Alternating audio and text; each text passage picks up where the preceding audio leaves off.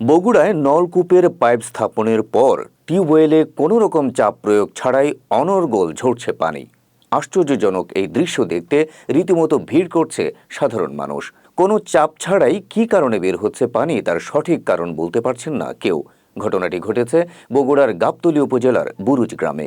বগুড়া থেকে এস.এম. দৌলত জানান, পানির চাহিদা মেটাতে গেল ২৫ জুন মঙ্গলবার একটি টিউবওয়েল স্থাপন করেন উপজেলার বুরুজ গ্রামের জবেদ আলী ফকির। কিন্তু নলকূপের পাইপ স্থাপন করার পর থেকেই ঘটে অদ্ভুত ঘটনা। চাপকলের হাতল ছাড়াই নলকূপ থেকে রীতিমতো অনর্গল পানি পড়ছে।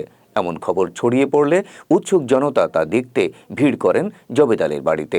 যে যার মতো করে দিচ্ছেন এ ঘটনার ব্যাখ্যা। দেখছি এই পানি আজ ৫-৭ দিন হলে এভাবে উঠছে, তার সাথে সিংকা হাতে গ্যাসের নমুনা লক্ষণ দেখা যায়।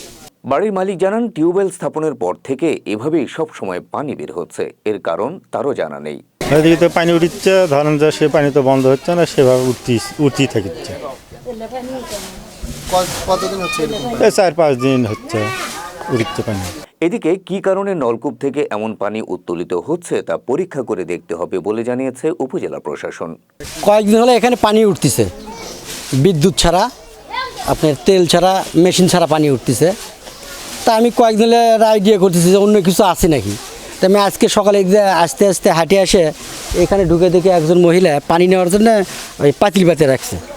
তা আমি ম্যাচটা বার করে ওই পানি ওঠার উপরে মানে সাইডে আগে আগুন মারছি, দেখি জ্বলে না। পানি উঠবি এমন আছে যে উপরে ম্যাচ জ্বলাচ্ছে, আর নাল 10 থেকে 12 ফিট উপরে আগুন উঠছে। তখন আমি নিবানোর জন্য এটা খুঁজতেছি, তো এর মধ্যে কাছে পানি উঠে গেছে আর আগুনে নিভে গেছে।